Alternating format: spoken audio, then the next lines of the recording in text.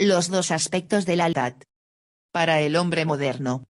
1. Parte. Hemos dedicado el capítulo anterior al análisis del significado psicológico de las principales doctrinas del protestantismo. Se ha visto cómo las nuevas teorías religiosas constituían una respuesta a las necesidades psíquicas producidas por el colapso del sistema social medieval y por los comienzos del capitalismo. El análisis estaba enfocado hacia el problema de la libertad en su doble sentido, mostraba cómo la libertad de los vínculos tradicionales de la Edad Media, aun cuando otorgara al individuo un sentimiento de independencia desconocido hasta ese momento, hizo al propio tiempo que se sintiera solo y aislado, llenándolo de angustia y de duda y empujándolo hacia nuevos tipos de sumisión y hacia actividades irracionales y de carácter compulsivo. En el presente capítulo quiero exponer de qué modo el desarrollo ulterior de la sociedad capitalista incidió sobre la personalidad en aquella misma dirección que se había podido observar durante el periodo de la Reforma. Las doctrinas protestantes prepararon psicológicamente al individuo para el papel que le tocaría desempeñar en el moderno sistema industrial. Este sistema, en su práctica y conforme al espíritu que de ésta debía resultar, al incluir en sí todos los aspectos de la vida pudo moldear por entero la personalidad humana y acentuar las contradicciones que hemos tratado en el capítulo anterior, desarrolló al individuo y lo hizo más desamparado, aumentó la libertad y creó nuevas especies de dependencia. No intentaremos describir el efecto del capitalismo sobre toda la estructura del carácter humano, puesto que hemos enfocado tan solo un aspecto de este problema general, a saber, el del carácter dialéctico del proceso de crecimiento de la libertad. 114. Nuestro fin será, por el contrario, el demostrar que la estructura de la sociedad moderna afecta simultáneamente al hombre de dos maneras, por un lado, lo hace más independiente y más crítico, otorgándole una mayor confianza en sí mismo, y por otro, más solo, aislado y atemorizado. La comprensión del problema de la libertad en conjunto depende justamente de la capacidad de observar ambos lados del proceso sin perder de vista uno de ellos al ocuparse del otro. Esto resulta difícil, pues acostumbramos a pensar de una manera no dialéctica y nos inclinamos a dudar acerca de la posibilidad de que dos tendencias contradictorias se deriven simultáneamente de la misma causa. Además, especialmente para aquellos que aman la libertad, es arduo darse cuenta de su lado negativo, de la carga que ella impone al hombre. Como en la lucha por la libertad, durante la época moderna, toda la atención se dirigió a combatir las viejas formas de autoridad y de limitación. Era natural que se pensara que cuanto más se eliminaran estos lazos tradicionales, tanto más se ganaría en libertad. Sin embargo, al creer así dejamos de prestar atención debida al hecho de que, si bien el hombre se ha liberado de los antiguos enemigos de la libertad, han surgido otros de distinta naturaleza, un tipo de enemigo que no consiste necesariamente en alguna forma de restricción exterior, sino que está constituido por factores internos que obstruyen la realización plena de la libertad de la personalidad. Estarnos convencidos, por ejemplo, de que la libertad religiosa constituye una de las victorias definitivas del espíritu de libertad. Pero no nos damos cuenta de que, si bien se trata de un triunfo sobre aquellos poderes eclesiásticos y estatales que prohíben al hombre expresar su religiosidad de acuerdo con su conciencia, el individuo moderno ha perdido en gran medida la capacidad íntima de tener fe en algo que no sea comprobable según los métodos de las ciencias naturales. O, para escoger otro ejemplo, creemos que la libertad de palabra es la última etapa en la victoriosa marcha de la libertad. 115. Y, sin embargo, olvidamos que, aun cuando ese derecho constituye una victoria importante en la batalla librada en contra de las viejas cadenas, el hombre moderno se halla en una posición en la que mucho de lo que él piensa y dice no es otra cosa que lo que todo el mundo igualmente piensa y dice. Olvidamos que no ha adquirido la capacidad de pensar de una manera original, es decir, por sí mismo, capacidad que es lo único capaz de otorgar algún significado a su pretensión de que nadie interfiera con la expresión de sus pensamientos. Aún más, nos sentimos orgullosos de que el hombre, en el desarrollo de su vida, se haya liberado de las trabas de las autoridades externas que le indicaban lo que debía hacer o dejar de hacer, olvidando de ese modo la importancia de autoridades anónimas, como la opinión pública y el sentido común, tan poderosas a causa de nuestra profunda disposición a ajustarnos a los requerimientos de todo el mundo, y de nuestro no menos profundo terror de parecer distintos de los demás. En otras palabras, nos sentimos fascinados por la libertad creciente que adquirimos a expensas de poderes exteriores a nosotros, y nos cegamos frente al hecho de la restricción, angustia y miedo interiores, que tienden a destruir el significado de las victorias que la libertad ha logrado sobre sus enemigos tradicionales.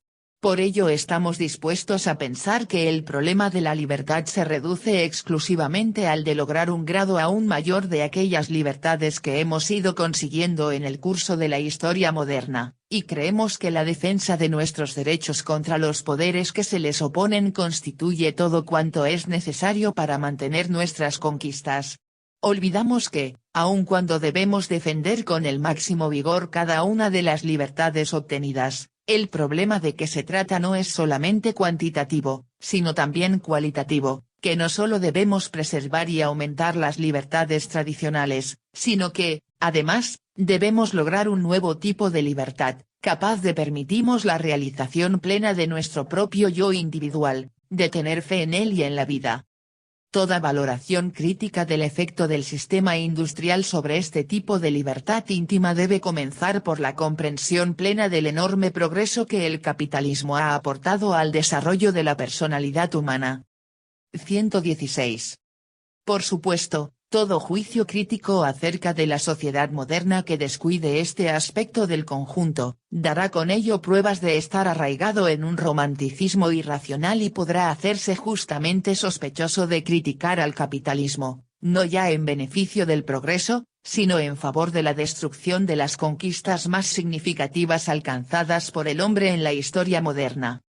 La obra iniciada por el protestantismo, al liberar espiritualmente al hombre, ha sido continuada por el capitalismo, el cual lo hizo desde el punto de vista mental, social y político. La libertad económica constituía la base de este desarrollo, y la clase media era su abanderada. El individuo había dejado de estar encadenado por un orden social fijo, fundado en la tradición, que solo le otorgaba un estrecho margen para el logro de una mejor posición personal, situada más allá de los límites tradicionales. Ahora confiaba y le estaba permitido hacerlo en tener éxito en todas las ganancias económicas personales que fuera capaz de obtener con el ejercicio de su diligencia, capacidad intelectual, coraje, frugalidad o fortuna. Suya era la oportunidad del éxito, suyo el riesgo del fracaso, el de contarse entre los muertos o heridos en la cruel batalla económica que cada uno libraba contra todos los demás. Bajo el sistema feudal, aún antes de que él naciera, ya habían sido fijados los límites de la expansión de su vida, pero bajo el sistema capitalista, el individuo, y especialmente el miembro de la clase media, poseía la oportunidad a pesar de las muchas limitaciones de triunfar de acuerdo con sus propios méritos y acciones. Tenía frente a sí un fin por el cual podía luchar y que a menudo le cabía en suerte alcanzar. Aprendió a contar consigo mismo, a asumir la responsabilidad de sus decisiones, a abandonar tanto las supersticiones terroríficas como las consoladoras.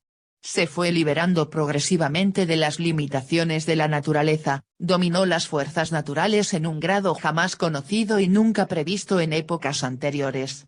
Los hombres lograron la igualdad, las diferencias de casta y de religión, que en un tiempo habían significado fronteras naturales que obstruían la unificación de la raza humana, desaparecieron, y así los hombres aprendieron a reconocerse entre sí como seres humanos. 117.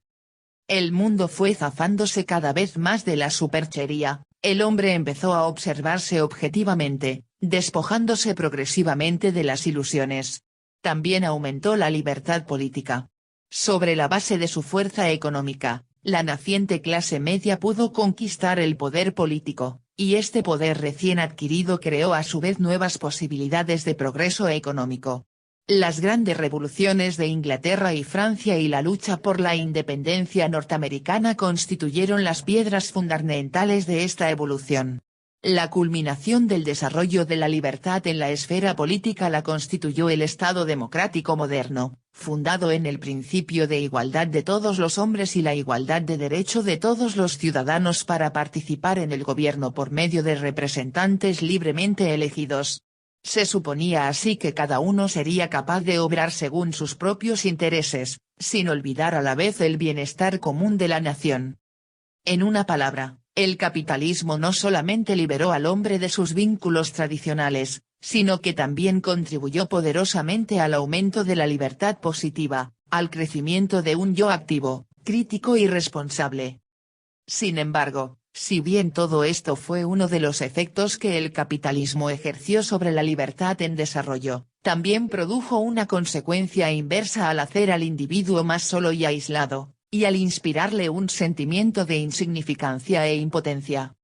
El primer factor que debemos mencionar a este respecto se refiere a una de las características generales de la economía capitalista, el principio de la actividad individualista, en contraste con el sistema feudal de la Edad Media, bajo el cual cada uno poseía un lugar fijo dentro de una estructura social ordenada y perfectamente clara. La economía capitalista abandonó al individuo completamente a sí mismo. Lo que hacía y cómo lo hacía, si tenía éxito o dejaba de tenerlo, eso era asunto suyo. Es obvio que este principio intensificó el proceso de individuación, y por ello se lo menciona siempre como un elemento importante en el aporte positivo de la cultura moderna. Pero al favorecer la libertad este principio contribuyó a cortar todos los vínculos existentes entre los individuos, y de este modo separó y aisló a cada uno de todos los demás hombres. Este desarrollo había sido preparado por las enseñanzas de la Reforma.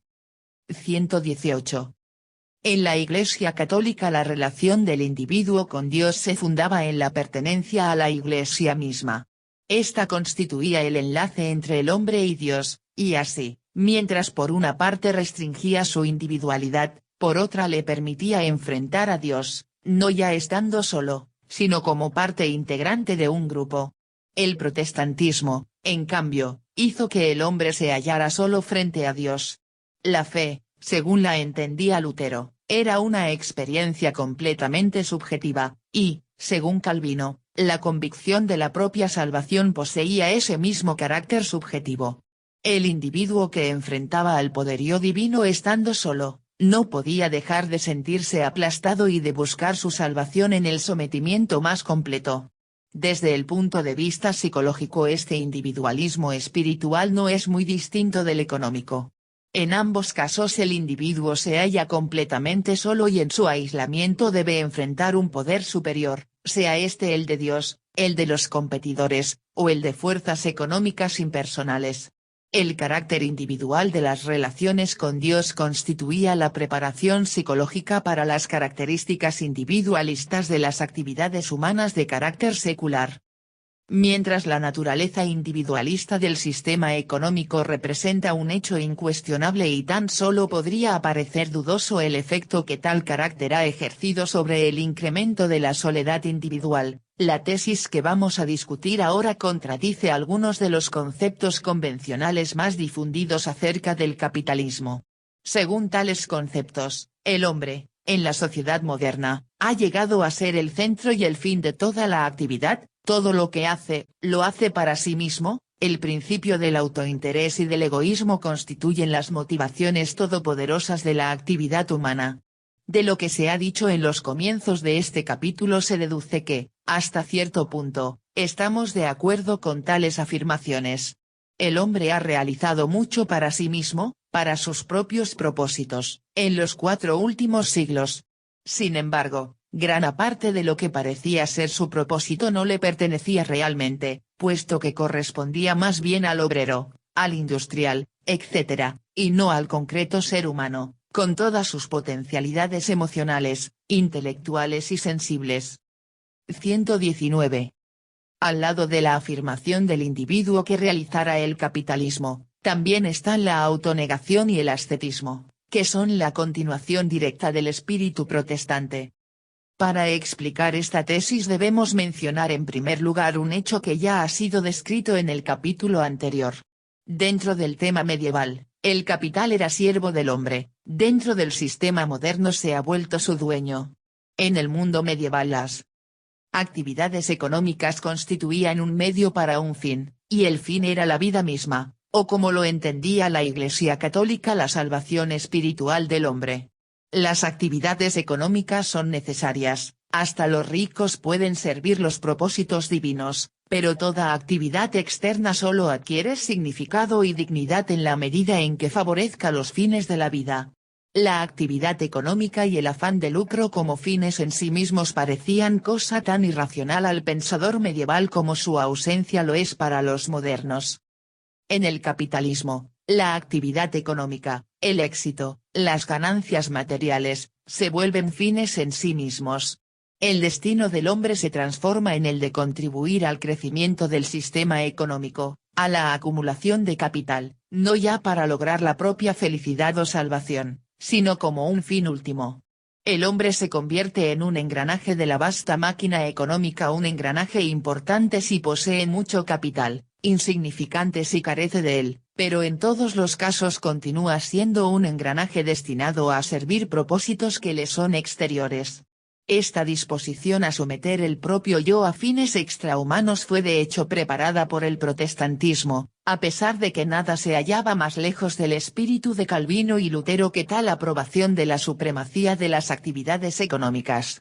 Pero fueron sus enseñanzas teológicas las que prepararon el terreno para este proceso al quebrar el sostén espiritual del hombre, su sentimiento de dignidad y orgullo, y al enseñarle que la actividad debía dirigirse a fines exteriores al individuo.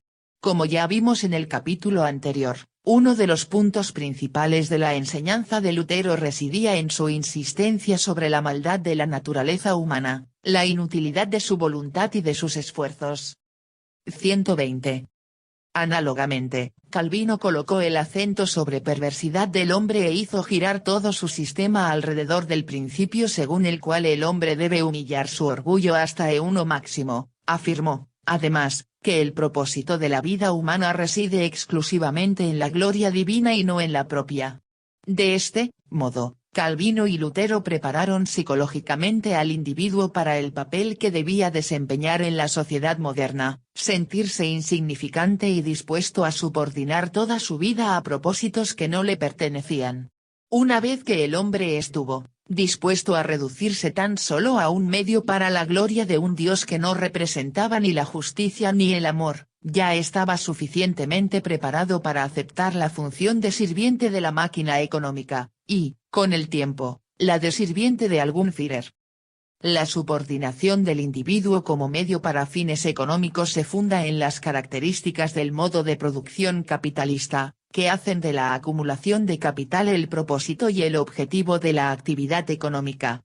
Se trabaja para obtener un beneficio, pero este no es obtenido con el fin de ser gastado, sino con el de ser invertido como nuevo capital. El capital así acrecentado trae nuevos beneficios que a su vez son invertidos, siguiéndose de este modo un proceso circular infinito.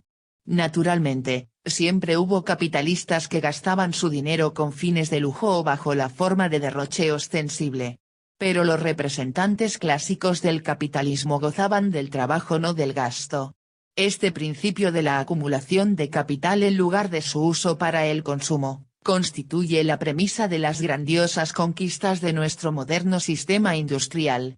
Si el hombre no hubiera asumido tal actitud ascética hacia el trabajo y el deseo de invertir los frutos de éste con el propósito de desarrollar las capacidades productivas del sistema económico, nunca se habría realizado el progreso que hemos logrado al dominar las fuerzas naturales. Ha sido este crecimiento de las fuerzas productivas de la sociedad el que por primera vez en la historia nos ha permitido enfocar un futuro en el que tendrá fin la incesante lucha por la satisfacción de las necesidades materiales. Conspicuous waste, alusión al conocido concepto de Th. Veblen en Teoría de la clase ociosa. Trat. Cast, México, Fondo de Cultura Económica, 1944. T. 121. Sin embargo, aun cuando el principio de que debe trabajarse en pro de la acumulación de capital es de un valor enorme para el progreso de la humanidad, Desde el punto de vista subjetivo ha hecho que el hombre trabajara para fines extrapersonales, lo ha transformado en el esclavo de aquella máquina que él mismo construyó, y por lo tanto le ha dado el sentimiento de su insignificancia e impotencia personales. Hasta ahora nos hemos ocupado de aquellos individuos de la sociedad moderna que poseían capital y podían dirigir sus beneficios hacia nuevas inversiones. Sin tener en cuenta su carácter de grandes o pequeños capitalistas, su vida estaba dedicada al cumplimiento de su función económica, la acumulación de capital. Pero, ¿qué ocurrió con aquellos que, careciendo de capital, debían ganarse el pan vendiendo su trabajo? El efecto psicológico de su posición económica no fue muy distinto del que experimentó el capitalista. En primer lugar, al estar empleados dependían de las leyes del mercado, de la prosperidad y la crisis y del efecto de las mejores técnicas de que disponía su patrón. Este los manejaba directamente, transformándose así, frente a ellos, en la expresión de un poder superior al cual había que someterse. Tal fue especialmente la posición de los obreros durante todo el siglo XIX hasta su término. Desde entonces el movimiento sindical ha proporcionado al obrero algún poder propio, y con ello le ha permitido superar su posición de simple y pasivo objeto de manipulación. Pero, aparte esta dependencia directa y personal del obrero con respecto al empleador, el espíritu de ascetismo y la sumisión a fines extrapersonales, que hemos señalado como rasgos característicos del capitalista, impregnaron también la mentalidad del trabajador, así como todo el resto de la sociedad. Esto no debe sorprendernos. En cada sociedad el espíritu de toda la cultura está determinado por el de sus grupos más poderosos. Así ocurre, en parte, porque tales grupos poseen el poder de dirigir el sistema educacional, escuelas, iglesia, prensa y teatro, penetrando de esta manera con sus ideas en la mentalidad de toda la población, y en parte porque estos poderosos grupos ejercen tal prestigio, que las clases bajas se hallan muy dispuestas a aceptar e imitar sus valores y a identificarse psicológicamente con ellas. 122. Hasta ahora hemos sostenido que el modo de producción capitalista ha hecho del hombre un instrumento de fines económicos suprapersonales y ha aumentado el espíritu de ascetismo y de insignificancia individual, cuya preparación psicológica había sido llevada a cabo por el protestantismo. Sin embargo, esta tesis se halla en conflicto con el hecho de que el hombre moderno parece impulsado, no por una actitud de sacrificio y de ascetismo, sino, por el contrario, por un grado extremo de egoísmo y por la búsqueda del interés personal. ¿Cómo podemos conciliar el hecho de que mientras objetivamente él llegó a ser el esclavo de fines que no le pertenecían, subjetivamente se creyó movido por el autointerés? ¿Cómo podemos conciliar el espíritu del protestantismo y su exaltación de desinterés con la moderna doctrina del egoísmo, según la cual, de acuerdo con lo dicho por Maquiavelo, el egoísmo constituiría el motivo más poderoso de la conducta humana, el deseo de ventajas personales sería más fuerte que toda consideración moral y el hombre preferiría ver morir a su padre a perder su fortuna? ¿Puede explicarse esta contradicción suponiendo que la exaltación del desinterés constituye tan solo una ideología destinada a encubrir el egoísmo? Aun cuando esta suposición puede encerrar algo de verdad, no creemos que se trate de una explicación del todo satisfactoria. Para indicar en qué dirección parece hallarse la respuesta, debemos ocuparnos del intrincado problema psicológico del egoísmo. 1. Una discusión detallada de este problema puede hallarse en el artículo del autor Selfishness and Self-Love, en Psychiatry, Vol. 2, número 4, noviembre, 1939. El supuesto implícito en el pensamiento de Lutero y Calvino, y también en el de Kant y Freud, es el siguiente: el egoísmo, selfishness, es idéntico al amor a sí mismo, self-love. Amar a los otros es una virtud, amarse a sí mismo, un pecado. Además, el amor hacia los otros y el amor hacia sí mismo se excluyen mutuamente. Desde el punto de vista teórico nos encontramos aquí con un error sobre la naturaleza del amor. 123. El amor, en primer lugar, no es algo causado por un objeto específico, sino una cualidad que se halla en potencia en una persona y que se actualiza tan solo cuando es movida por determinado objeto. El odio es un deseo apasionado de destrucción, el amor es la apasionada afirmación de un objeto, no es un afecto sino una tendencia activa y una conexión íntima cuyo fin reside en la felicidad, la expansión y la libertad de su objeto. 2 Se trata de una disposición que, en principio, puede dirigirse hacia cualquier persona u objeto, incluso uno mismo. El amor exclusivo es una contradicción en sí. Evidentemente no es un mero azar el hecho de que una persona determinada se vuelva objeto del amor manifiesto de alguien. Los factores que condicionan tal elección específica son demasiado numerosos y complejos para ser discutidos ahora.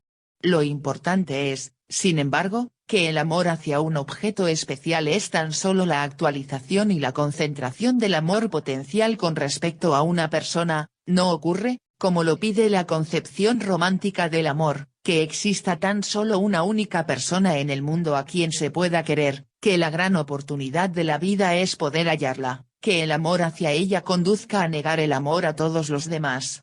Este tipo de amor, que tan solo puede ser sentido con relación a una única persona, se revela, en virtud de ese mismo hecho, no ya como amor sino como una unión sadomasoquista. La afirmación básica contenida en el amor se dirige hacia la persona amada, asumiendo ésta el carácter de encarnación de atributos esencialmente humanos. El amor hacia una persona implica amor hacia el hombre como tal. Este último tipo de amor no es, como frecuentemente se supone, una abstracción que se origina después de haber conocido el amor hacia una determinada persona, o una generalización de la experiencia sentida con respecto a un objeto específico. Por el contrario, se trata de una premisa necesaria, aun cuando, desde el punto de vista genético, se adquiera en el contacto con individuos concretos. Sullivan se ha acercado a esta tesis en sus conferencias. Afirma que la edad de la preadolescencia se caracteriza por la aparición de impulsos en las relaciones interpersonales capaces de conducir a un nuevo tipo de satisfacción que beneficia a la otra persona, el camarada. Según este autor, el amor es una situación en la cual la satisfacción del amado es tan significativa y deseable como la del amante. 124. De ello se sigue que mi propio yo, en principio, puede constituir un objeto de amor tanto como otra persona. La afirmación de mi propia vida, felicidad, expansión y libertad están arraigadas en la existencia de la disposición básica y de la capacidad de lograr tal afirmación. Si el individuo la posee, también la posee con respecto a sí mismo, si tan solo puede amar a los otros, es simplemente incapaz de amar.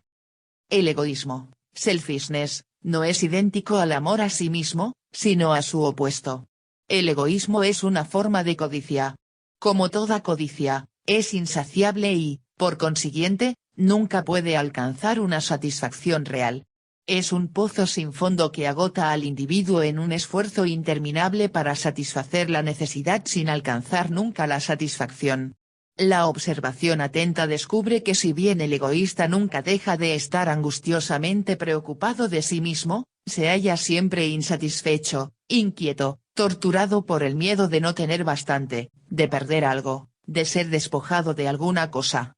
Se consume de envidia por todos aquellos que logran algo más. Y si observamos aún más de cerca este proceso, especialmente su dinámica inconsciente, hallaremos que el egoísta, en esencia, no se quiere a sí mismo sino que se tiene una profunda aversión. El enigma de este aparente contrasentido es de fácil solución. El egoísmo se halla arraigado justamente en esa aversión hacia sí mismo. El individuo que se desprecia, que no está satisfecho de sí, se halla en una angustia constante con respecto a su propio yo.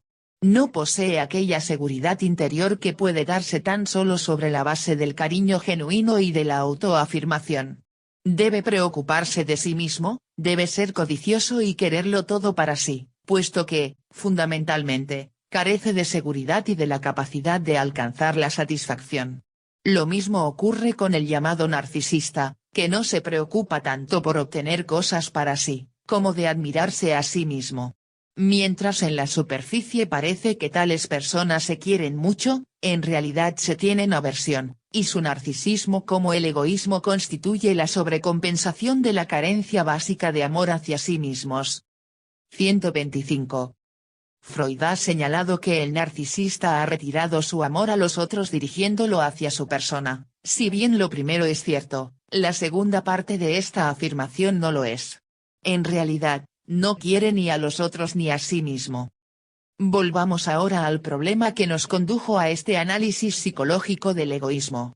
Como se recordará, habíamos tropezado con la contradicción inherente al hecho de que, mientras el hombre moderno cree que sus acciones están motivadas por el interés personal, en realidad su vida se dedica a fines que no son suyos, tal como ocurría con la creencia calvinista de que el propósito de la existencia humana no es el hombre mismo sino la gloria de Dios. Hemos tratado de demostrar que el egoísmo está fundado en la carencia de autoafirmación y amor hacia el yo real, es decir, hacia todo el ser humano concreto junto con sus potencialidades. El yo en cuyo interés obra el hombre moderno es el yo social, constituido esencialmente por el papel que se espera deberá desempeñar el individuo y que, en realidad, es tan solo el disfraz subjetivo de la función social objetiva asignada al hombre dentro de la sociedad. El egoísmo de los modernos no representa otra cosa que la codicia originada por la frustración del yo real, cuyo objeto es el yo social. Mientras el hombre moderno parece caracterizarse por la afirmación del yo, en realidad este ha sido debilitado y reducido a un segmento del yo total, intelecto y voluntad de poder con exclusión de todas las demás partes de la personalidad total.